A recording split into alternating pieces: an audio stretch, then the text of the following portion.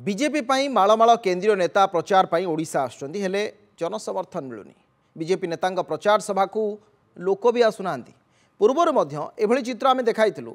आज बीजेपी सांसद तथा बॉलीवुड तारका हेमा मालिनी प्रचार सभा देखा मिलता। आप देखते दर्शक बंधु खाली लाल चेयर। उत्तर भुवनेश्वर विधानसभा क्षेत्र में बीजेपी प्रार्थी हेमा मालिनी आसीथिले बीजेपी प्रार्थी प्रचार करने आउ सालिया साही एक प्रचार सभा से जोग देते जो आशीर्वाद समावेश करते किंतु हेमा मालिनी को शुणा सालिया साही लोकों मध्य आग्रह नथिबा देखा मिलता। सभारे आग कईटा धाड़ी को छाड़ीदे पछर सबू चेयर खाली पड़ा देखा मिलता। केवल सेतिक नुहे चेयर गदा गदा थाक मराई रही। यह प्रमाणित करुच्ची किभली बीजेपी केंद्रीय नेता मिछ प्रचार को पसंद करूना बस्ती बासिंदा। आ समान स्थिति देखा मिली सानखेमुंडी में।